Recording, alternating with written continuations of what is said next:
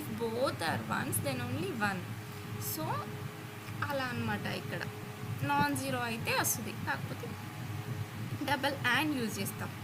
Next logical ఆర్లో any one of the operand is non zero అయితే 1 వచ్చేస్తుంది. అంటే ఇప్పుడు ఏ ఈక్వల్ టు 0, బి కూడా 0 అయితేనే 0 వస్తుంది. కానీ A equal to 0, B equal to 2 వస్తే answer is 1. A equal to 1 and B equal to 0 వస్తే 1. నెక్స్ట్ లాజికల్ నాట్ అంటే ఇప్పుడు మనకి 0 ఉంటే 1, 1 ఉంటే 0 అలా అనమాట.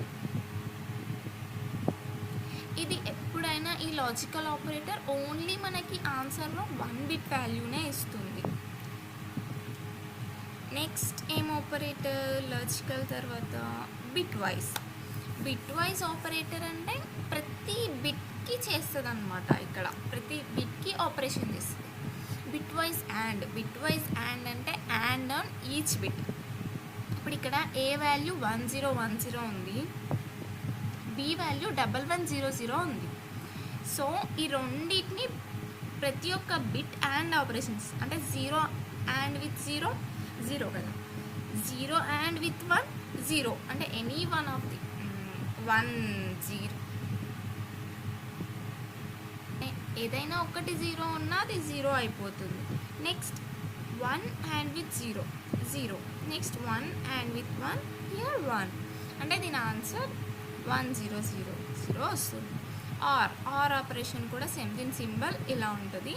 ప్రతి బిట్కి ఆర్ ఆపరేషన్. ఎక్స్నార్ కూడా అంతే, ప్రతి బిట్కి ఎక్స్నార్ చేస్తాం. ఎక్స్నార్ నాట్, నాండ్ ఆపరేషన్, నార్ అంటే ప్రతి ఒక్క బిట్ బై బిట్ చేసుకుంటాం అన్నమాట ఈ బిట్ వైజ్ ఆపరేటర్లో. నెక్స్ట్ ఏంటి, రిడక్షన్ ఆపరేటర్ అంటే ఇప్పుడు ఈ బిట్స్ ఇప్పుడు రిడక్షన్ అండ్ అన్నప్పుడు ప్రతి ఒక్క బిట్స్ ఇవి ఉన్నాయి కదా 1 0 1 1 1 1 అంటే ప్రతి ఒక్క ఈ బిట్స్ మధ్యలోనే చేస్తుంది అనమాట ఈ ఆపరేషన్.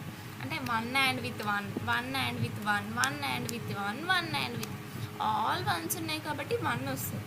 ఇక్కడ 1 0 ఉంది అంటే ఎప్పుడైనా మనం 1 విత్ 0 చేసినప్పుడు పక్కాది 0 వస్తుంది కదా మనకు ఆన్సర్. సో 0 వచ్చేసి అంటే 4 బిట్స్ని కంబైన్గా చేసేసి రెడ్యూస్ చేసి 1 బిట్ లాగా మారుస్తుంది అనమాట ఇక్కడ. నెక్స్ట్ ఆర్ ఆపరేషన్లో కూడా మీరు చూడండి,